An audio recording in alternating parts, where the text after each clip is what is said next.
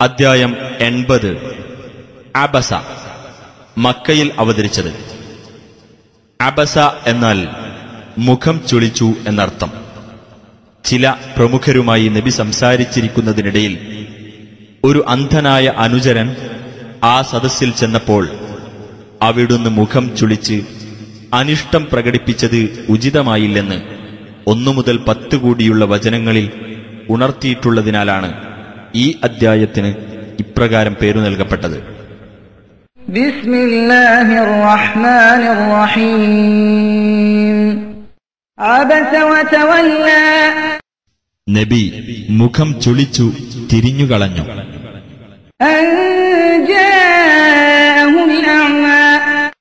അദ്ദേഹത്തിന്റെ അടുത്ത് ആ അന്ധൻ വന്നതിനാൽ.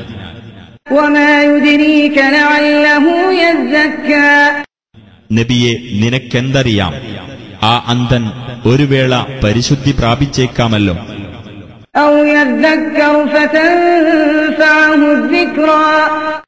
അല്ലെങ്കിൽ ഉപദേശം സ്വീകരിക്കുകയും ആ ഉപദേശം അയാൾക്ക് പ്രയോജനപ്പെടുകയും ചെയ്തേക്കാമല്ലോ.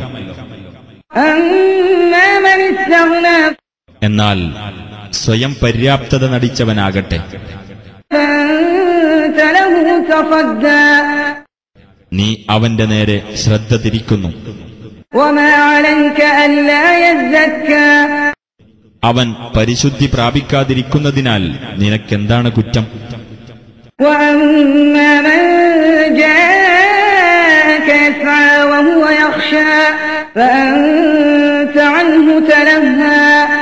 എന്നാൽ അല്ലാഹുവെ ഭയപ്പെടുന്നവനായിക്കൊണ്ട് നിന്റെ അടുക്കൽ ഓടി വന്നവനാകട്ടെ, അവന്റെ കാര്യത്തിൽ നീ അശ്രദ്ധ കാണിക്കുന്നു.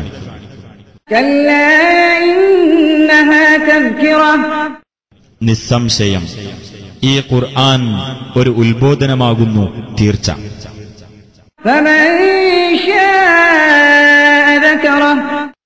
അതിനാൽ ആർ ഉദ്ദേശിക്കുന്നുവോ അവനത് ഓർമ്മിച്ചുകൊള്ളട്ടെ.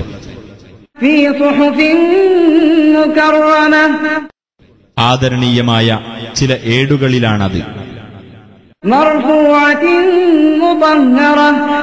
ഔന്നത്യം നൽകപ്പെട്ടതും പരിശുദ്ധമാക്കപ്പെട്ടതുമായ ഏടുകളിൽ. ചില സന്ദേശവാഹകരുടെ കൈകളിലാണത്.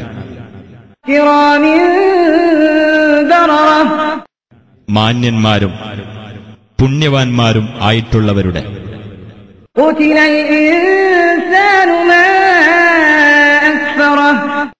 മനുഷ്യൻ നാശമടയട്ടെ, എന്താണവൻ ഇത്ര നന്ദികെട്ടവനാകാൻ? ഏതൊരു വസ്തുവിൽ നിന്നാണ് അല്ലാഹു അവനെ സൃഷ്ടിച്ചത്?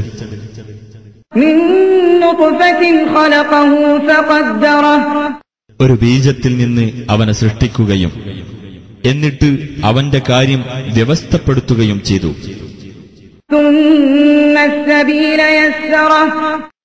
പിന്നീട് അവൻ മാർഗം എളുപ്പമാക്കുകയും ചെയ്തു.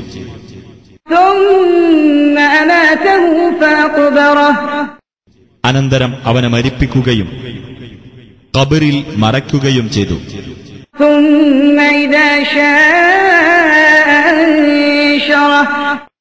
പിന്നീട് അവൻ ഉദ്ദേശിക്കുമ്പോൾ അവനെ ഉയർത്തെഴുന്നേൽപ്പിക്കുന്നതാണ്.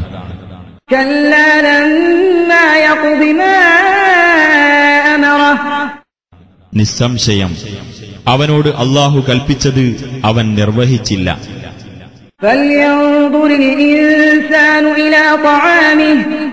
എന്നാൽ മനുഷ്യൻ തന്റെ ഭക്ഷണത്തെപ്പറ്റി ഒന്ന് ചിന്തിച്ചു നോക്കട്ടെ.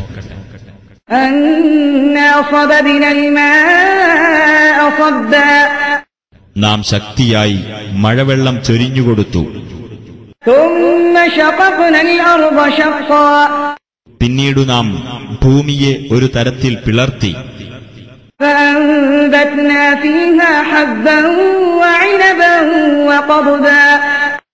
എന്നിട്ട് അതിൽ നാം ധാന്യം മുളപ്പിച്ചു, മുന്തിരിയും പച്ചക്കറികളും.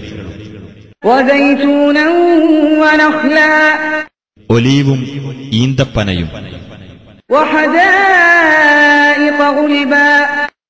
ഇടതൂർന്നു നിൽക്കുന്ന തോട്ടങ്ങളും.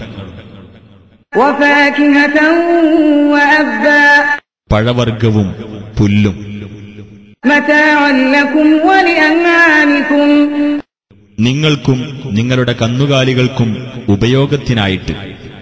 فإذا جاءت الصاخة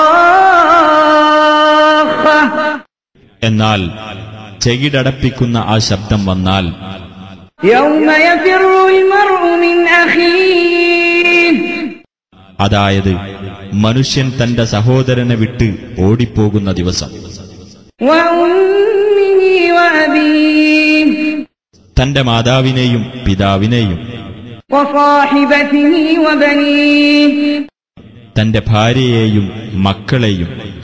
لكل امرئ منهم يومئذ شأن يغنيه അവരിൽപ്പെട്ട ഓരോ മനുഷ്യനും തനിക്ക് മതിയാവുന്നത്ര ചിന്താവിഷയം അന്നുണ്ടായിരിക്കും. وجوه يومئذ مسفرة അന്ന് ചില മുഖങ്ങൾ പ്രസന്നതയുള്ളവയായിരിക്കും, ضاحكة مستبشرة ചിരിക്കുന്നവയും സന്തോഷം കൊള്ളുന്നവയും. ووجوه يومئذ عليها غبرة വേറെ ചില മുഖങ്ങളാകട്ടെ അന്ന് പൊടിപുരണ്ടിരിക്കും, ترهقها قسرة അവയെ കൂരിരുട്ട് മൂടിയിരിക്കും. أولئك هم الكفرة الفجرة അക്കൂട്ടരാകുന്നു അവിശ്വാസികളും അധർമ്മകാരികളുമായിട്ടുള്ളവർ.